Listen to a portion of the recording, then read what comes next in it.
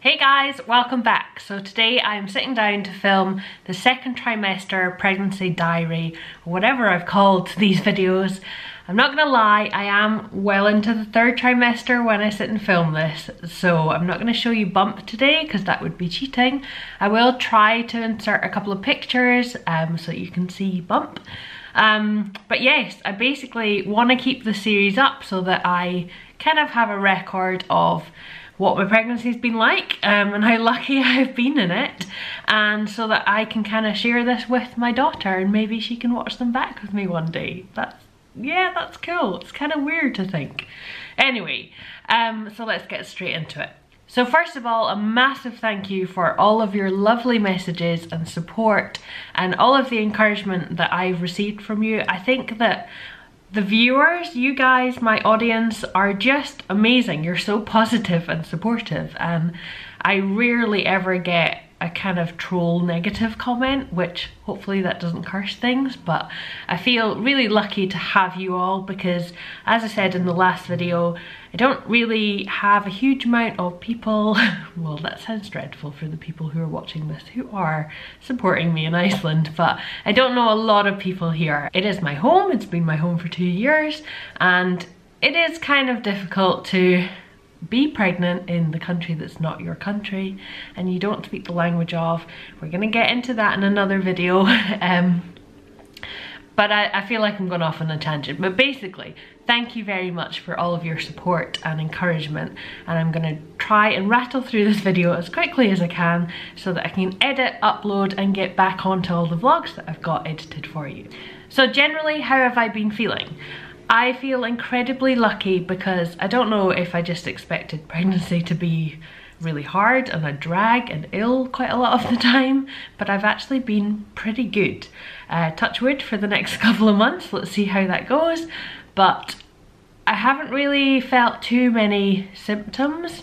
It's mostly just been hormones, and poor Ingemar has had to take the brunt of a lot of it.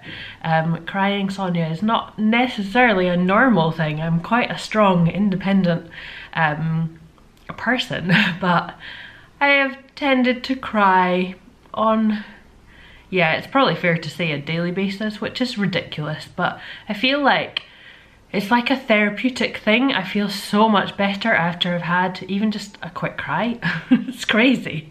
Maybe it is because I'm having a girl, I don't know, but there's definitely been a lot of hormones. The next thing is indigestion. So I've definitely been suffering with indigestion. I mostly get it when I'm hungry because I still forget to eat.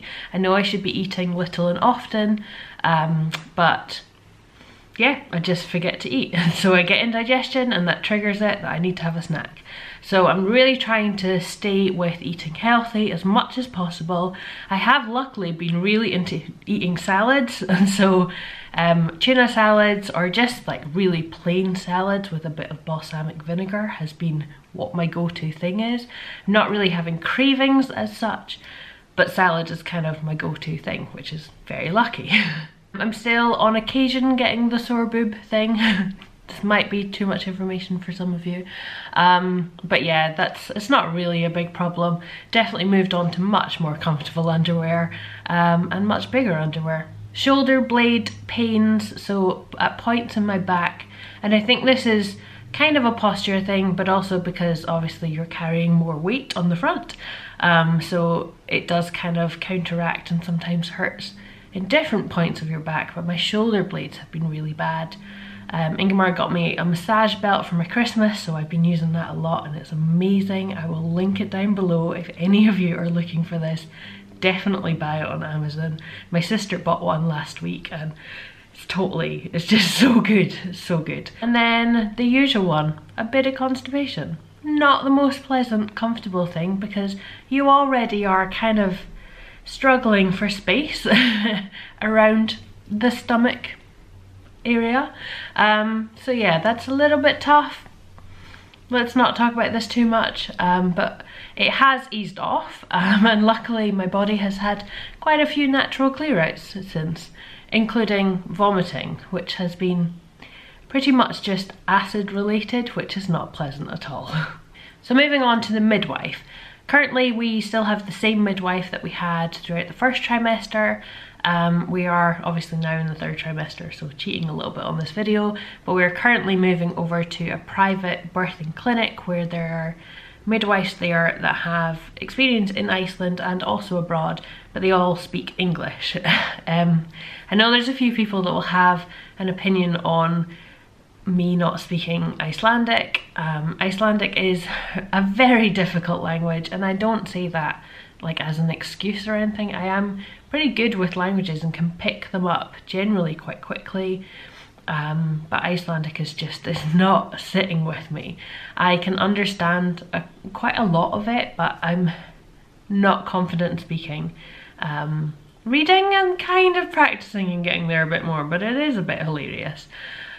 So yes, just to kind of go quickly over that, this is something to just make me feel more comfortable and confident in the whole process, and just eliminate any miscommunications, because that's happened a few times, and just to make me feel a bit more relaxed in the whole process, because this is not my country, it's not my language, it's not my healthcare system. There's a lot of things that are very different, and yes, I've chosen to be here and to be pregnant here and give birth here, but there are some things that we can do to make it a little bit easier, so that's kind of our choice there.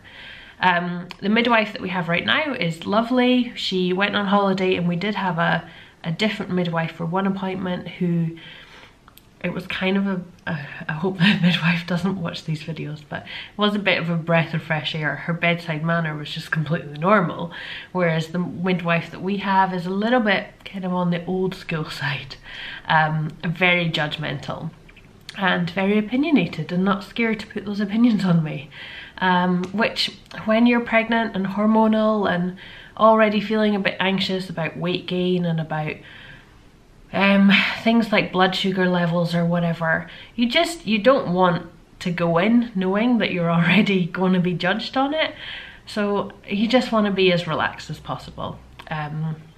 So yes, we're choosing to try and make the process a little bit more relaxed, yeah. Anyway, moving on to more positive things. I've got my list here, that's why I'm just looking to the side. Yes, no real cravings. The only craving I've had is for ice cream cones, which we have now found an ice cream shop that has the cones that I was craving, but I'm no longer craving them anymore, so that's the only thing I've been craving. I do hope that I get some actual cravings, because it would be really interesting to see what weird stuff I want. The next amazing thing I've got on my list is kicking, and I'm being kicked right now on the right hand side. The first kick that we felt, well, I felt a few flutters, and then kind of, they're almost like, it is quite hard to describe what your baby kicking feels like. So sometimes at the start, in the first kind of, I don't know, when did I start feeling her? I've got all of this in my diary, I should have written it on the list as well. Let's just say week 16 or something. I'll insert it on the screen, whatever week it was. So you feel almost like little nervous twinges in your stomach. I think they're referred to as butterfly kisses or something, because they are kind of just like little tickly, nervous flutters. And then they start moving into little rolls, almost like there's a movement, but you're not quite sure what it is. Sometimes it might just be gas. And then there is a kick or a punch, and that's a definite, that's a baby. And then they just get more intense, and yeah, then you get proper rolls, and you can actually feel a body rolling, and you can feel a shoulder or a bum or whatever it is. So the first time that Ingmar felt her, we were sitting on the sofa watching TV, and I just grabbed his hand to put it against my stomach, and he felt the kick, and it was really nice. It was a really nice moment. Yeah, and now she just kicks me all through the night. It's still lovely, but yeah, at 4 in the morning when she's headbutting my bladder. Yeah, it's lovely. Thanks very much for that, daughter. So yeah, let's just talk about sleep for a second. So sleep, I've kind of just got used to sleeping from whatever time we go to bed. And it does vary. Sometimes I want to go to bed at 8, sometimes it's like 1 in the morning. There's absolutely no routine to it whatsoever.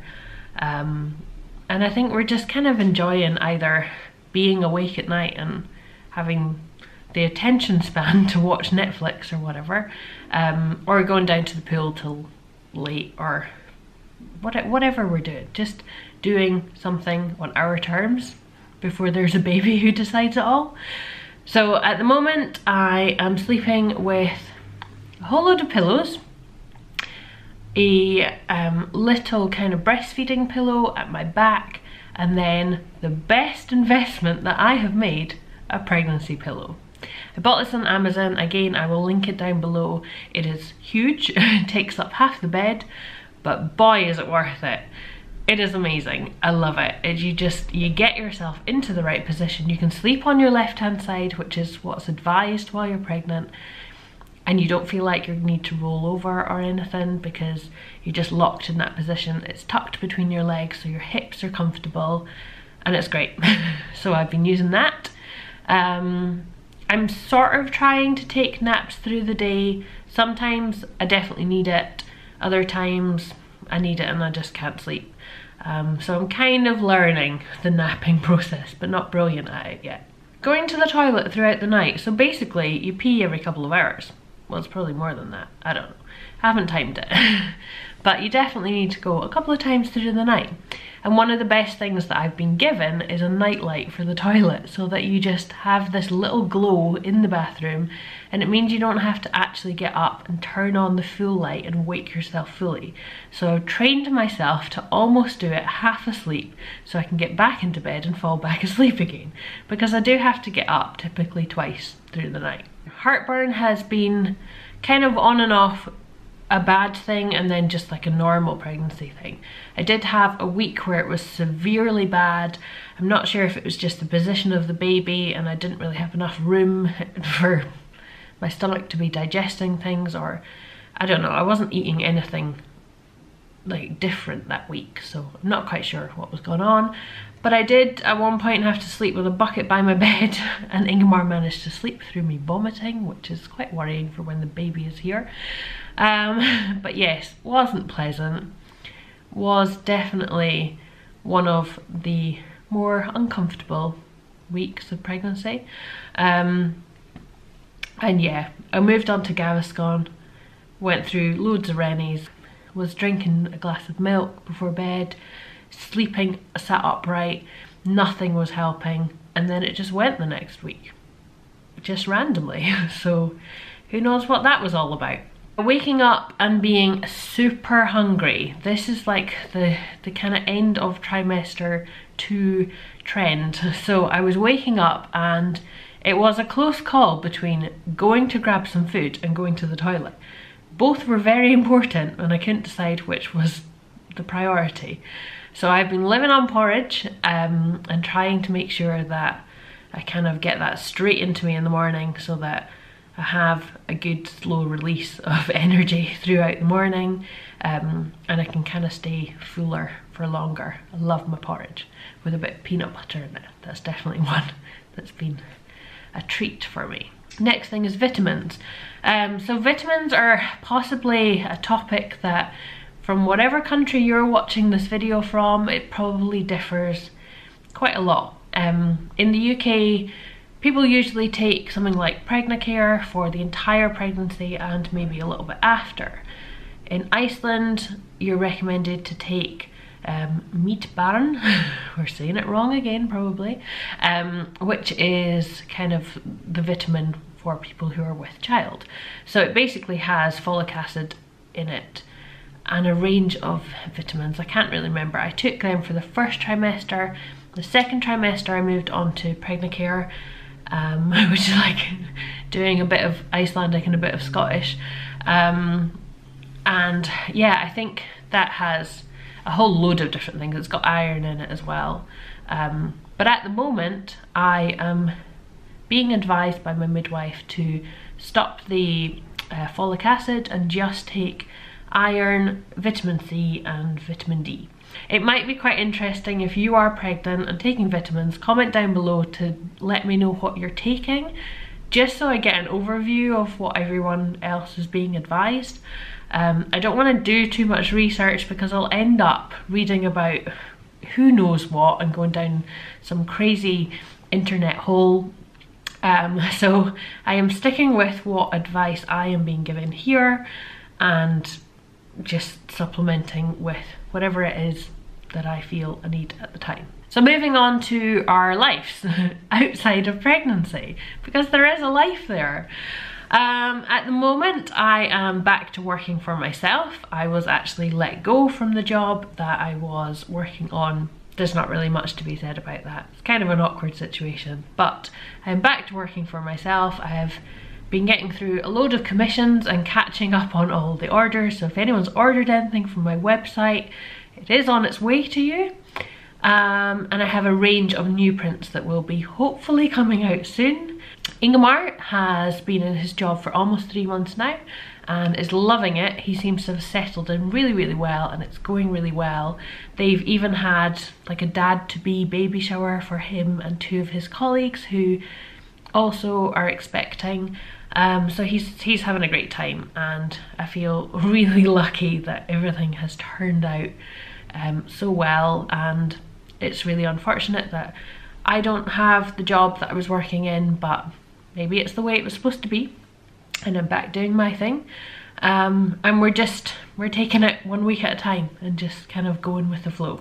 The bonus of that is that I have a bit more energy because I'm not juggling the 2 jobs, and I'm definitely not as stressed because I don't have to go in and work for someone else and do a lot of the work that I would want to be doing for my own website, for their website, which I know sounds really selfish, but it is kind of a juggling act, and so I'm grateful that I'm not really having to juggle 2 jobs at the moment.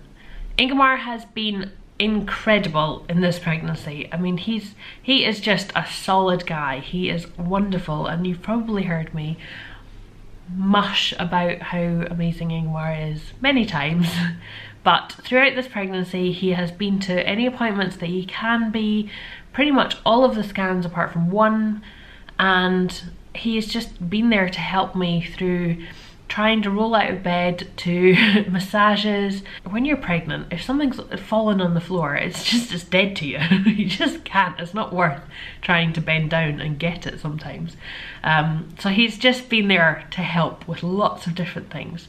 If you are a husband or partner of a pregnant mama and you're looking for something to do for them, my #1 recommendation is first thing in the morning when you wake up, go put the kettle on and bring them a cup of tea. Now I know that sounds like a big thing that you might have to do in the morning, but this is what Ingemar did for me when he wasn't working and I was, and I had to get out of bed in the winter when there's no daylight in Iceland, and it was, I mean, the struggle was real. I was tired and not feeling great, and just to wake up and have a cup of tea there was just the best thing. It made me get out of bed and get on with the day. I know that sounds like a real spoiled princess thing, but if you want to do something for your wife or girlfriend, even just pour her a glass of orange juice and just help her in the morning. Just be there to do stuff that you know will make it a little bit easier for her. Moving on to other things that we've generally done throughout the 2nd trimester. The first thing is I changed up the wardrobe, so we finally got some maternity clothes.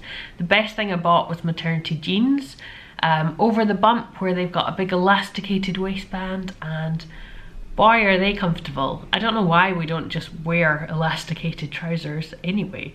Lots of leggings, definitely been wearing over the bump, big stretchy leggings, and yeah, underwear, and a couple of breastfeeding tops as well, which is good because that's just something that I don't really know where you would get them here or how much they would cost, so it's a good investment just to have got them when I was back home. The nursery, this is something I'm getting super excited about.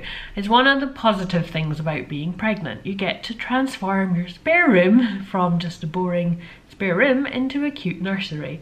And of course, because we're having a girl, I've already filled up my Pinterest board with all these pink golden stars and whatever rooms, and I'm super excited to get started on that. So we have been very lucky that we've managed to get a few things from charity shops and a few IKEA parts, but not too many. And also we've been lent or gifted lots of things from family members here. So we got pretty much everything in the basement. You can see a high chair already. There's a few things sneaking into our life. But yeah, I'm really looking forward to transforming our home into a family home for a little one in the next couple of weeks. A lot of you have been sending me stuff, which is just amazing to me, that you want to gift us things and share a bit of that kind of connection that we have with our child who isn't even here yet, which I just, oh, it's amazing to get post from you and little parcels of all these cute blankets and toys and onesies and sleep suits and everything. So thank you so much. You honestly don't need to be sending us stuff, but if you do want to, then that's absolutely fine. We are very grateful of anything that you want to send us, and it's so nice to see something that's from your part of the world and kind of sharing that culture with us. So thank you very much. Okay, the next thing, and I think this is the last one pretty much on the list, is kind of revolving around exercise and the bump. So I've been doing yoga classes, like pregnancy yoga, maternity yoga, can't think basically. But yes, getting the chant in my head, which helps when you can't sleep at night. I kind of chant it just in my head to myself, and usually 3 or 4 chants and I'm drifted off, so it's definitely been helpful for that. The next thing is Aquafit. I am absolutely addicted to my Aquafit at the moment. I've been doing it for quite a few weeks now, relentlessly 5 days a week. I definitely exercise more now that I'm pregnant than before I was pregnant, which is pretty crazy. But yes, 5 days a week, 2 in the evening and 3 at lunchtime. So because I'm not working in an office, I can do these things. I'm a bit more flexible, which is fantastic. I love splitting up my day and going off for the swim and the stretch in the warm water, and the water supports the weight of your tummy, of bump, and it's just great. And then you can sit in the hot tub afterwards and have a bit of a natter. Obviously just listening in and not being able to talk back, but all of these classes are helping with me absorbing more Icelandic and having to follow instructions and everything, so that's, you know, a little bit of help. Swimming, walks at lunchtime as well. The weather has improved. You can see it's a bit more daylight now, and we're definitely heading into the summertime, so I'm looking forward to walking lots with this baby and going out for long strolls in, I don't know, whatever time it's gonna be, but it will be light pretty much 24/7 when she is born. So yeah, that will be nice to be able to go out and actually enjoy the daylight, but I don't really know how we're going to teach her the difference between daytime and nighttime. Just like as a side note here, it is quite funny when you're in a class of like, I don't know, 15, 20 other women who are pregnant. You kind of get to the point where you're all looking at each other's bumps and trying to figure out what stage you're at, and then when you ask, it's quite surprising because a 20-week bump is not the same for every 20-week pregnant woman. Do you understand what I mean? It's really interesting to see how far everybody is along, and you get like a bit self-conscious of how big or small you are. Sometimes you feel big, sometimes you don't feel like you're that pregnant. So sometimes it is really interesting to kind of sit there and have a little look around the room and compare bump sizes with everyone and see who's high and low and who looks pregnant from behind and all of that kind of thing. It's quite interesting to nosy and compare yourself, but obviously not put too much pressure on yourself too. But I am enjoying having a bump and not really having to like suck in your tummy because you're pregnant and it's pretty obvious you're pregnant, so you don't really have to worry about what you look like. It's great. I think that I'm gonna leave it there. You can probably hear I'm getting a bit nasally because, I don't know, another pregnancy problem. Anyway, this has probably been rambly enough. So if you have any questions, stick them in the comments down below. Make sure to subscribe to my channel so that you see all of the other videos that are coming, because there's a load that are waiting to be uploaded. The previous video to this was the baby moon that I went on with my mum. I didn't go with Ingemar because he had just started work, so it wasn't really appropriate for him to be taking holiday already, but it was really nice to have that time away with my mum. So make sure to check out that video, and I'll see you in the next video. Okay, bye guys!